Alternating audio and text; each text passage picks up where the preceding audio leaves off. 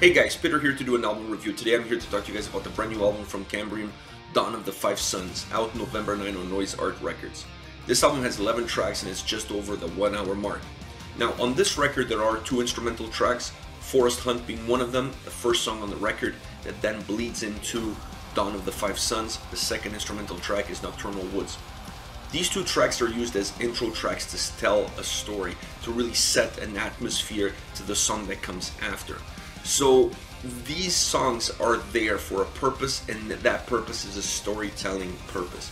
This is a concept album, so this album is all about telling stories. And in this record, the stories that they will tell you are about the Mayan and Aztec culture, about their folklore, their legends, their stories, their myths, their gods. Now, this is not a fluid, linear concept album as you perhaps would expect, where you start telling one story on song 1 and you finish the story on song 11. That's not the case with this record. This record has a lot more dynamic to it. This record really tells stories, some of them individual to one track, some of them with the same characters in several different tracks. So there's a little bit of everything. There's a little bit of a merger of several songs to tell one single story, and then you have songs that hold on their own with their own single story, their own single identity.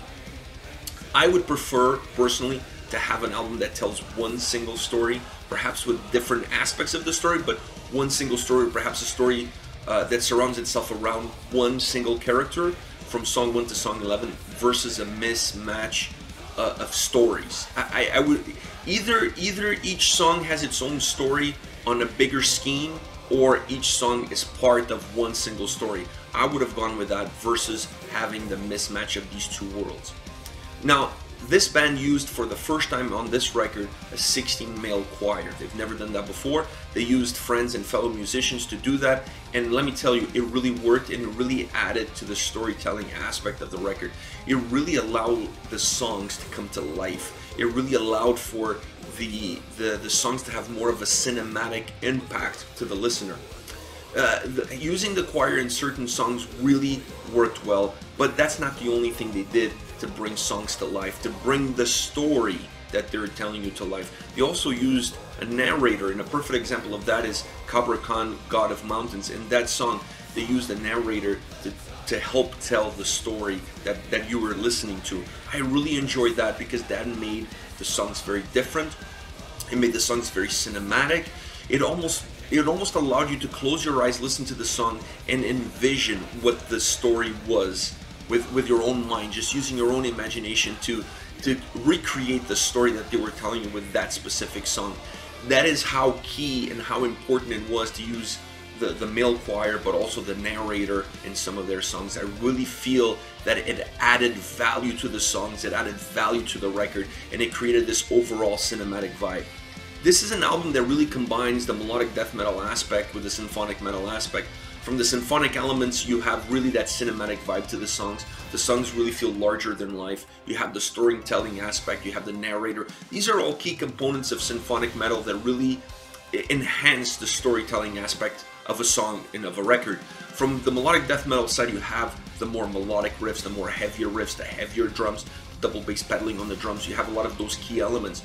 When you put these 2 worlds together, what you end up is with an album that has a lot of heavy components, but still a lot of melodic components, a lot of changes in tempos, a lot of changes in style within the same song and within different songs.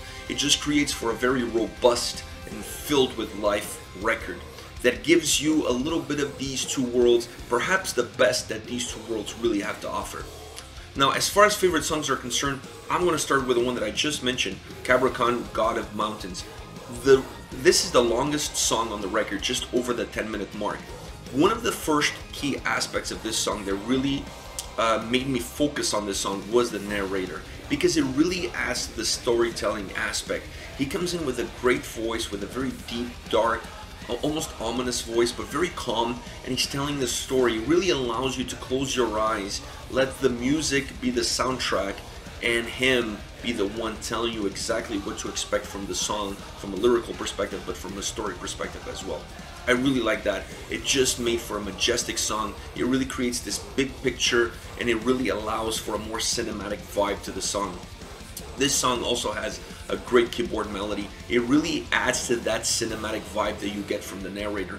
The two together really create a fantasy world of sorts, and it really creates this larger, like over-the-top cinematic vibe to the song. The choir is also used in this song, and it gives life to the lyrics. Another key component that really adds to that cinematic overall vibe that this song has.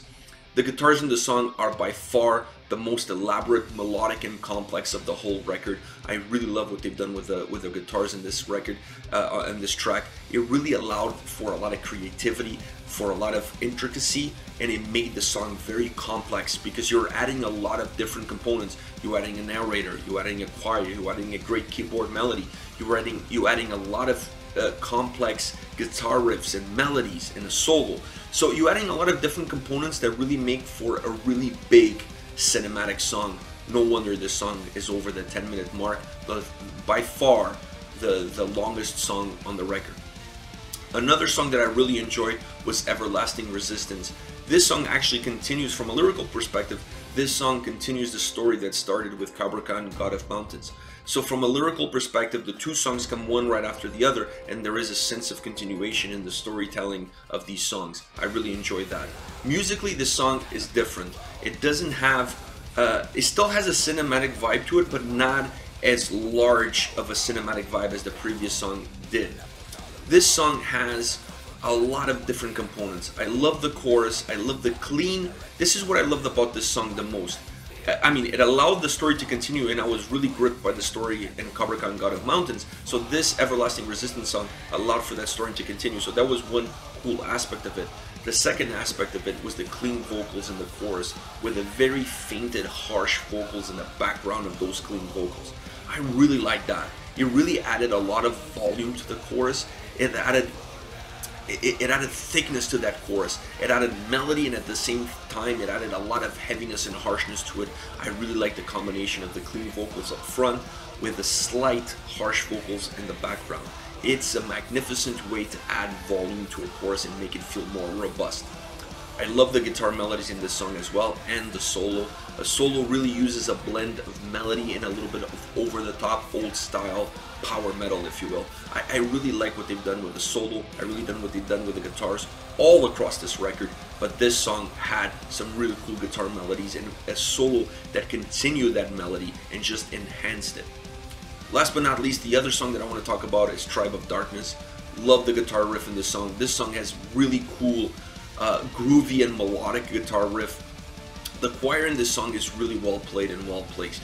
Considering the lyrics of the song, considering that the song's lyrics talk about a tribe, I really like what they've done with the choir in this song, because what they did with the choir is they made it feel like the tribe was speaking in unison, and that's really incredible from a storytelling perspective. All across this record, these guys used key elements in a way that really enhanced the storytelling of the song. This one is another perfect example. By using the choir and the chorus, it really gave the listener a sense that the whole tribe was speaking to us, the listener. I like that. I like the creativity. I like what it does to the storytelling. I like what it does to the song overall. This is a song that had harsh vocals all the way through, with some clean vocals towards the later stages of the song. Very dynamic, heavy, with some really heavy percussions at some points of the song. Very different, very unique, but to me, the key component of this song is the choir being used to better tell the story that you have in the lyrics. Really well done, really well executed. I really enjoyed it. This is it. This is Kambrium, Dawn of the Five Suns, out November 9 on Noise Art Records. I want to hear from you guys. What do you guys have to say about the band, the record? What are your thoughts on the singles that have been released? Let me know in the comment section below. I'll be reading those and getting back to you. Take care, guys.